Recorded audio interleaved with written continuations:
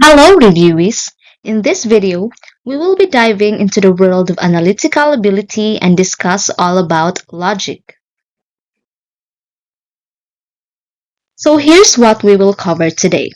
We will start with the understanding the introduction of logic, delve into the division of logic, the simple apprehension, judgment, and the proposition. Now, let us begin with the fundamental question. What is logic? Logic is the science of correct reasoning, the object of thinking.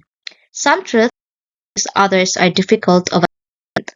Correct thinking is a prime necessity in the solution of complicated problems, and logic enables us to think correctly. In thinking, we grasp the meaning of the states of affairs. The human mind, by means of the logical process, makes cognition possible. So our knowledge of the world in this sense is logical. It demands that all activities corresponding to man's line of thinking must be correct. In other words, it guides or directs man to form correct ideas. At its core, logic is the study of reasoning and argumentation.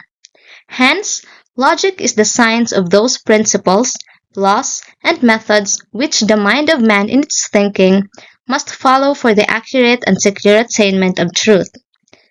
The study of logic, being a science, is concerned with the correct methods, rules, and principles of reasoning. Logic is science because it is a systematized body logical truths and principles governing correct thinking. If science is understood to be a systematized body of knowledge, then logic is the study of science since it presents some principles which are necessary for the attainment of correct and valid inferences in a systematic way. Did you know that logic comes from the Greek word logos, which has a variety of meanings including word, thought, idea, argument, account, reason, or principles? So there are two objects of logic, the material object and the formal object. The material object refers to the content of the mind known as the thought, meaning everything that the mind grasps, whether sensible or intelligible, is connected to the material object of logic. So it is concerned with the aspects of subject matter or content or truth of the argument, while the formal object refers to the correctness of the thought. The mind, in its desire to study the correctness of thought, ultimately will concede to the scrupulous study of logical analysis. So it is concerned with the aspect of form which has something to do with the correctness or sequence or the following of rules. Let us move on to the division of logic. Simple apprehension is the process through which the capability of thinking comprehends the objective reality as it is outside the mind.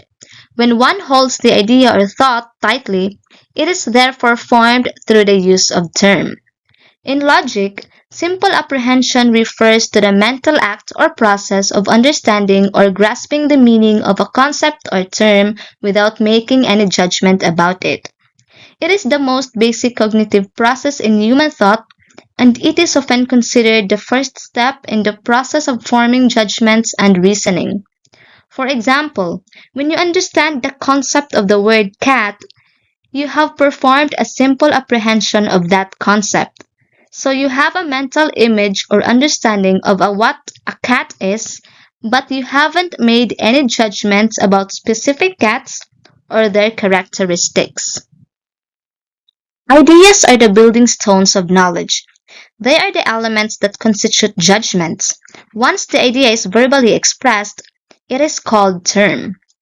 So ideas as building stones of knowledge, this part of the statement emphasizes that ideas are the fundamental components upon which knowledge is constructed. In other words, our understanding of the world and the concepts we have in our minds are built upon individual ideas. These ideas represent the basic units of thought that can be combined and manipulated to form more complex knowledge structures. The statement further highlights the role of language in knowledge and communication. It states that once an idea is put into words and verbally expressed, it becomes a term. As you can see, there are examples of terms below. These words are examples of how ideas can be expressed in language to represent concepts or categories. Here is an exploration of each of these terms. The first word is man. Man is a term that represents a specific concept or category in the realm of human beings. It is used to refer to adult male of the human species.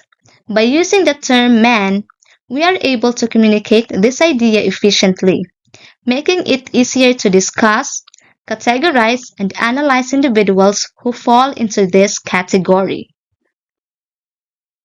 Another term is mortal. Mortal is a term that represents the idea of having a finite lifespan and being subject to death. It is often used in philosophical and literary contexts to discuss the transient nature of human existence. When we use the term mortal, we are conveying the concept of mortality, which applies to all human beings. Next is substance. Substance is a term that represents a fundamental concept in philosophy and metaphysics.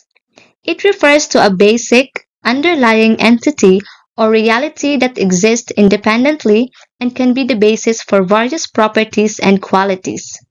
By using the term substance, philosophers can discuss and analyze the nature of reality and existence as a foundational concept. The last term is sentient.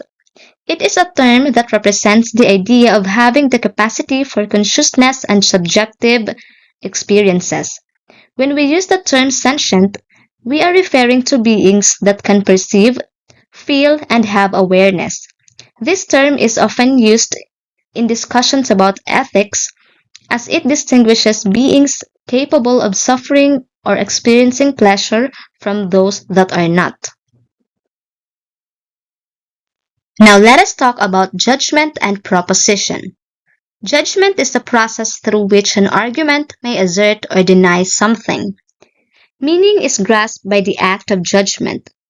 Through judgment, we form concept.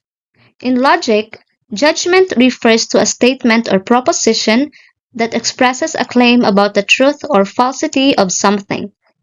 It is a fundamental concept used to represent the conclusions or assertions made in logical reasoning and argumentation. The proposition is the result of a judgment expressed in a sentence or statement. It is a declarative sentence that conveys a specific claim about the world. Propositions are the fundamental units of meaning in language. They can be true or false, and they serve as the basis for logical reasoning and communication. Propositions are often represented symbolically in logic to analyze their logical relationships and validity. The proposition is composed of three main components: the subject, copula, and predicate. We will talk about this in further to the next slide. Did you know that judgment comes from the Latin word judicare, which means to pronounce regarding the agreement or disagreement between two concepts is made? Judgments are often used as the building blocks of logical arguments and play a central role in the evaluation of arguments. Finally, let us talk about the three main components of the proposition. The subject of a proposition is the term which is either denied or affirmed. However, it has to be remembered that the logical subject of a proposition is not always the same as its grammatical subject. The subject of a proposition is what the proposition is about. It typically refers to the noun or noun phrase that represents the main topic or entity under consideration. As we can see the example below, it says all humans are mortal. The word humans is, however, the subject of a proposition. The predicate of a proposition is that which is either denied or affirmed of the subject. The predicate is the part of the proposition that makes a claim or assertion about the subject. It describes what is being asserted or denied about the subject. In the example, mortal is the predicate and it asserts that humans possesses the quality of mortality. The copula of the proposition is that part that expresses the affirmation or denial of the predicate term or the subject term. The copula is the linking verb or verb-like element in the proposition that connects the subject to the predicate. It indicates the relationship between the subject and the predicate. In many propositions, the copula is represented by words like is, are, was, and etc. So in the example, the word are is the copula of the proposition. Thank you for joining us in this lesson. That's all for the introduction of logic. We hope this discussion has sparked your interest in logic and inspired you to explore this field further. We will see you in the next lesson.